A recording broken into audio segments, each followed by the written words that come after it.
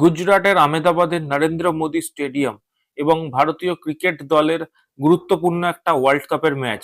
এর সম্পর্ক যে কোনো আজকের দিনের জেনজি সম্পর্কের থেকে অনেক বড় লেভেলের কিন্তু সম্পর্ক। এই সম্পর্কটা এটা কিন্তু আপনাকে মেনে নিতেই হবে।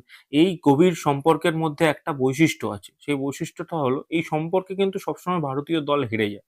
এবং এই ময়দান, এই ওয়ার্ল্ড কাপের গুরুত্বপূর্ণ ম্যাচ এবং সেম কিছুটা 2023-এর 19শে নভেম্বরের কথা কালকে কিন্তু আমাদের মনে করিয়ে দিচ্ছিল, প্রায়শই মনে করিয়ে দিচ্ছিল।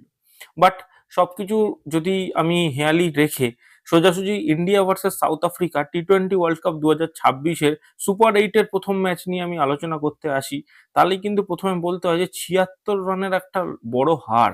এটা কিন্তু ভারতীয় দলের মানে ওয়ার্ল্ড কাপ ক্যাম্পেইনটাকে পুরো নাড়িয়ে রেখে দিয়েছে। কেন বলছি? তার কারণ এই ওয়ার্ল্ড কাপ ক্যাম্পেইনটা যে পজিটিভ ভাইব নিয়ে শুরু করেছিল ইন্ডিয়া, কারণ প্রথম ম্যাচেই দেখুন একটা ধাক্কা ছিল। ইউএস এর বিরুদ্ধে যখন ইন্ডিয়া ওইভাবে স্ট্রাগল করে ম্যাচটা জেতে, তখনই কিন্তু বোঝা গেছিল যে ইন্ডিয়ান ক্রিকেট টিম তাদের প্রাইম ফর্ম নিয়ে কিন্তু এই সিরিজটা খেলতে আসেনি। আপনি ভেবে দেখুন এর আগে কতবার টি-20 সিরিজ খেলেছে ইন্ডিয়া 2024 ওয়ার্ল্ড কাপের পরে। সাউথ আফ্রিকাতে গিয়ে ইন্ডিয়া ভার্সেস সাউথ আফ্রিকার টি-20 সিরিজ হচ্ছে, যেখানে ভারতীয় দল জিতেছিল। এবং ইন্ডিয়ায় সাউথ আফ্রিকা এসছিল যখন, তখনও সেখানে ভালো পারফরমেন্স করেছিল। সো তারপরে যখন ওয়ার্ল্ড কাপ স্টেজে সাউথ আফ্রিকা টিমের সাথে সুপার 8-এর মতো একটা গুরুত্বপূর্ণ ম্যাচে তাদের ফেস অফ হয়, যেখানে সাউথ আফ্রিকা ইন্ডিয়াকে দাঁড়াতেই দেয় না। ক্যাম্পেনটা নয় নয় করে ইউএস এর বিরুদ্ধে ইন্ডিয়া ম্যাচ জিতে পাকিস্তানকে ওয়ান সাইডেড হারায়।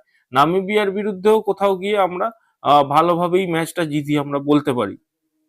বাট এই ম্যাচটা কিন্তু কোনোভাবেই আমরা কোনো জায়গায় নেই এটাকে জাস্টিফাই করার এই ম্যাচটাকে। সো প্রথম থেকে যদি আমি ম্যাচটার কথা বলি, টসে জিতে সাউথ আফ্রিকা এবং ফার্স্ট ব্যাটিং করার সিদ্ধান্ত নেয়। এটা কিন্তু একটা খুব গুরুত্বপূর্ণ চয়েস ছিল, কারণ চট করে টি-20 ক্রিকেটে আজকের দিনে কিন্তু কোনো ক্যাপ্টেনই ব্যাটিং করতে চায় না, বাট ক্যাপ্টেন এইডেন মার্ক্রাম কিন্তু ব্যাটিং করার সিদ্ধান্ত নেয় এবং সাউথ আফ্রিকার যে স্টার্টিং অতীব জঘন্য হয়।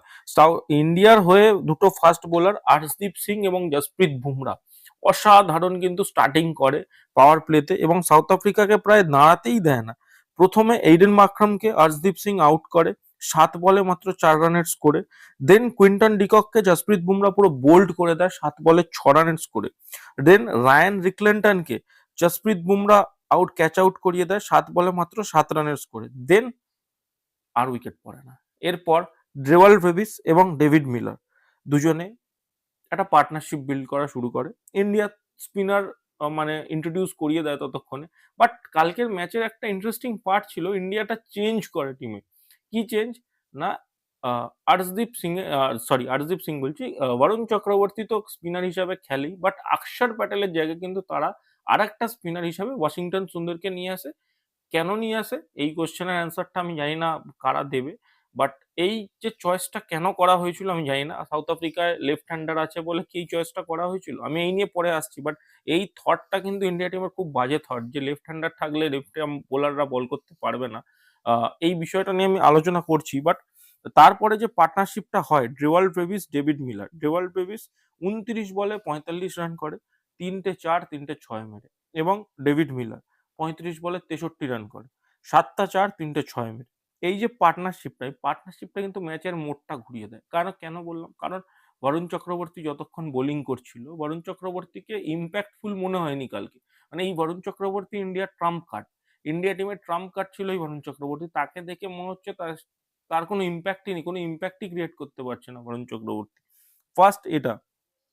দেন ওয়াশিংটন সুন্দর অ্যাবসলিউটলি ফ্ল্যাট বোলিং করেছে কালকে, কোনো এক্সট্রা কিছু মনেই হয়নি সেটা দেখে। অ্যান্ড দেন আপনি যদি বলেন এই যে কোনো মতে পার্টনারশিপটা শিবম দুবে, লাস্টে শিবম দুবে বোলিং করে ডেওয়াল ব্রেভিসকে আউট করে ক্যাচ আউট, 29 বলে 45 রান করে, 3টে 4 3টে 6, এবং ডেভিড মিলারকে আউট করে বরুণ চক্রবর্তী 35 বলে 63 রানের স্কোরে, যেখানে 7টা 4 3টে 6 মারে। এবং বলাই বাহুল্য ডেভিড মিলার সেই মানুষ কিন্তু যাকে যে টি-20 ওয়ার্ল্ড কাপ 2024-এর ফাইনালে একটুর জন্য তার একটা ব্লাইন্ডার ক্যাচ ধরে নিয়েছিল সূর্যকুমার যাদব, সেই ক্যাচটার জন্য কিন্তু সাউথ আফ্রিকাকে ট্রফি জেতাতে পারেনি। সেই কষ্টটা কোথাও গিয়ে কালকে কিন্তু ডেভিড মিলার মেরে মিটিয়ে নিয়েছে। দেন সবকিছু শেষে আমরা ভেবেছিলাম তবু রানটা রেস্ট্রিক্ট করা যাবে, but hair comes the Tristan Stubbs. Tristan Stubbs খুবই আন্ডাররেটেড একজন প্লেয়ার, যাকে আইপিএলেও খুব একটা আলোচনা হয় না ট্রিস্টন স্টাফসকে নিয়ে, বাট খুবই আন্ডাররেটেড এবং খুবই ইম্প্যাক্টফুল প্লেয়ার। ট্রিস্টন স্টাফ 24 বলে 44 রান করে, একটা 4 3টে 6-এর স্কোরে। যদিও মার্কো জনসন, করবিন বসকে, হরদীপ সিং ও বা জসপ্রীত বুমরা আউট করে দেয়, বাট ট্রিস্টন স্টাফস নট আউট রয়ে যায় এবং ম্যাচের শেষে কিন্তু রান চলে যায় 187 রান 7 উইকেটে, যেখানে স্টার্টিং থেকে মনে হচ্ছিল ইন্ডিয়া হয়তো 130-40ও খুব কষ্ট করে করবে, বাট সেই রানটা চলে যায় 187 রানে। এবং হরদীপ সিং 4 ওভারে 28 রান দিয়ে 2 উইকেট নেয়। জসপ্রীত বুমরা বোলিং ফিগারটা 4 ওভারে 15 রান দিয়ে 3 উইকেট নেয়, মানে এক্সেপশনাল বোলিং ফিগার ছিল কালকে। বরুণ চক্রবর্তী কালকে অতিরিক্ত মানে রান খেয়েছে, 4 ওভারে 47 রান দিয়ে 1 উইকেট নেয়। ওয়াশিংটন সুন্দরকে খেলানোর মানে কি ছিল ভগবান জানে, কারণ দু ওভার করানো হয়, সে মাত্র 17 রান দেয়, তারপর তাকে বোলিংই করানো হয়। হার্দিক পান্ডিয়া 4 ওভারে 45 রান, কালকে প্রচন্ড মার খেয়ে গেছে। এবং শিবম দুবে 2 ওভারে 32 রান 16 ইকোনমি রেটে, যেখানে সে একটা উইকেট নেয়। এবং তারপরে ইন্ডিয়া যখন ব্যাটিং করতে আসে, আমরা ভাবি না অভিষেক শর্মা, ঈশান কিষান, তিলক ভার্মা, সূর্যকুমার যাদব বা বড় লাইন আপ আছে, বিধ্বংসী লাইন আপ আছে, এরা হয়তো তুলে দেবে। বাট এটাই যে বাইল্যাটারাল সিরিজ আর আপনার ওয়ার্ল্ড কাপ ম্যাচের মধ্যে একটা প্রেশারের ফারাক থাকে। সেই বাইল্যাটারাল সিরিজ যদি এটা হতো, তাহলে হয়তো একটা খেলার অন্যরকম রেজাল্ট দেখতাম। বাট ওয়ার্ল্ড কাপ ম্যাচ, যেখানে ঈশান কিষানকে প্রথমেই part time Aiden Markram out করে দেয়, ক্যাচ আউট হয়ে যায় ঈশান কিষান, এবং দেন অবশ্য তিলক ভার্মাকেও মার্কো জনসন আউট করে দেয়, মাত্র 2 বলে 1 রান করে। অভিষেক শর্মা স্টার্টিং রানের খাতা তো খুললে তার ওয়ার্ল্ড কাপে, বাট 12 বলে 15 রান করে সেও আউট হয়ে যায়। সূর্যকুমার যাদব অত্যন্ত স্ট্রাগল করছিল কালকে, এদিক ওদিক করার চেষ্টা করছিল, এবং তাকে দেখে আমার কোথাও গিয়ে মনে হচ্ছিল ড্রেসিং রুমের বাকি ব্যাটাররা আরো টেন্সড হয়ে যাচ্ছে। 22 বলে 18 রান করে।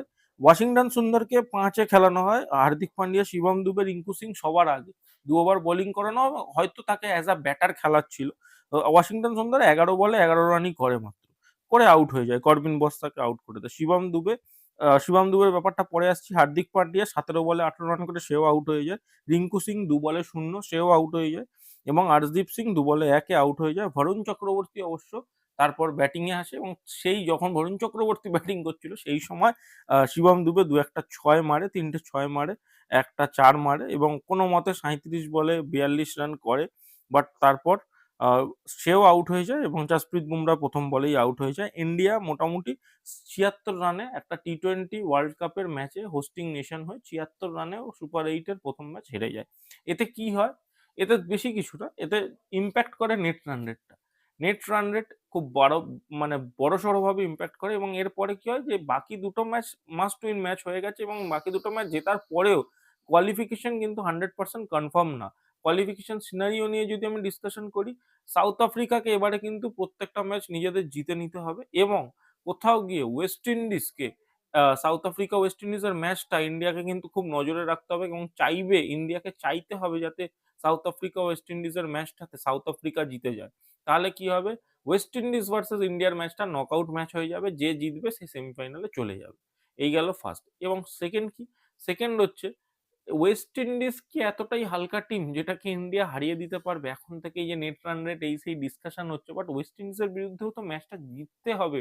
ওয়েস্ট ইন্ডিজ যে বিধ্বংসী ফর্মে আছে, তাদেরকে এই সময় হারানো, এরকম একটা হারের পরে আমি জানি না কতটা পসিবল হবে, বাট ইন্ডিয়াকে কোনোভাবে জিতে কামব্যাক করতেই হবে। এবং আরেকটা জিনিস যেটা বলার, অভিষেক শর্মা, তিলক বর্মা, এই দুজনের মধ্যে একটা কিন্তু ইন্ডিয়াকে ডিসিশন নিতে হবে। কারণ যতই আমি সঞ্জু স্যামসনকে নিয়ে ক্রিটিসাইজ করেছিলাম যে সে ফর্মে নেই বা সে খেলতে পারছে না, বাট অভিষেক শর্মাও এমন কিছু খেলতে পারছে না, এবং 3টে 4টে ম্যাচ খারাপ খেলার জন্যই তো সঞ্জু স্যামসন বাইরে। 3টে ম্যাচ 4টে ম্যাচ তো অভিষেক শর্মারও হয়ে গেছে এবং তিলক বর্মারও হয়ে গেছে, এরা দুজনেই আউট অফ ফর্ম। এইবার দেখার বিষয় কোন প্লেয়ারকে তারা বসায়। কারণ কোথাও গিয়ে সঞ্জু স্যামসনকে এবারে অন্তত আমি মনে করি টপ অর্ডারে কোথাও একটা ফিট করতে হবে, আইদার নাম্বার 3, নইলে ওপেনিং করাও, ঈশান কিষানকে নাম্বার 3 আনো, যেটা হোক একটা করে মোটামুটি টিমটা কিন্তু একটা এমন জায়গায় আনতে হবে যাতে অ্যাটলিস্ট দুজন ইনফর্ম ব্যাটার থাকে। সঞ্জু স্যামসনকে আমরা অবশ্য নাবিমিয়ার বিরুদ্ধেও দেখেছিলাম, তারও ফর্ম নিয়ে খুব একটা গ্যারান্টি করা যায় না। এবং বোলিং, এই আননেসেসারি চেঞ্জটা অক্ষর প্যাটেলকে খেলানো হবে না, এইটার মানে কোনো ভিত্তিহীন কথাবার্তা কেন আমি বলছি, কারণ ইন্ডিয়ার কাছে লেফট হ্যান্ডার সাউথ আফ্রিকার থেকে বেশি খেলছে, বাট তারপরেও তারা কেশব মহারাজকে লেফট আর্ম স্পিনার তাকে খেলিয়েছে এবং বোলিংও করিয়েছে, 3 ওভারে 24 রান দিয়ে সে 3 উইকেট নিয়ে নেয়। তো এই কনসেপ্টটা যে লেফট হ্যান্ডার ব্যাটসম্যানদেরকে লেফট আর্ম বোলার বল করতে পারবে না, এইটা কেন অ্যাপ্লাই হচ্ছে আমি জানি না। মানে এটা আননেসেসারি একটা কনসেপ্ট যেটাকে শুধু শুধু অ্যাপ্লাই করাতে গেল, এবং কালকে এই চেঞ্জটা জানি না, অক্ষর প্যাটেল খেললেও ইন্ডিয়া ম্যাচটা জিততে পারতো কেন, কারণ টপ অর্ডারই ফেল করেছে, বাট তা হলেও আননেসেসারি সেট টিমটাকে আমি কেন চেঞ্জ করব আমি জানি না। এই লজিকলেস আমার আমার আমার পার্সোনালি এটা লজিকলেসই মনে হয়েছে। এবং সাউথ আফ্রিকার বোলিং, যে বিশেষ করে Marco Jansen 4 wicket, Keshav Maharaj 3 wicket, Corbin Bosch 2 wicket, Aiden Markram 1 over করেছে, 1 ওভারেই একটা উইকেট, পার্ট টাইম বোলার। তো এই জায়গায় কিন্তু ইন্ডিয়াকে দেখতে হবে কিভাবে তারা কামব্যাক করতে পারে, কারণ ওয়েস্ট ইন্ডিজের ম্যাচটা আমি আবারও বলছি ইজি কিন্তু হবে না। ওয়েস্ট ইন্ডিজের কাছে রস্টন চেস, গুদাকিশ মোটির মতো বোলার আছে, কিন্তু তা ইন্ডিয়া নর্মাল স্পিনারদের খেলতে পারছে না, ওয়েস্ট ইন্ডিজকে কিভাবে খেলবে এটা কিন্তু যথেষ্ট যথেষ্ট কনসার্নিং ব্যাপার হয়ে গেছে কালকের ম্যাচের পরে।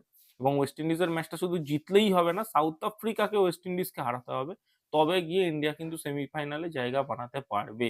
এটা কিন্তু যথেষ্ট একটা কঠিন বিষয় হয়ে গেল সেমিফাইনালে যাওয়ার জন্য ইন্ডিয়ার জন্য।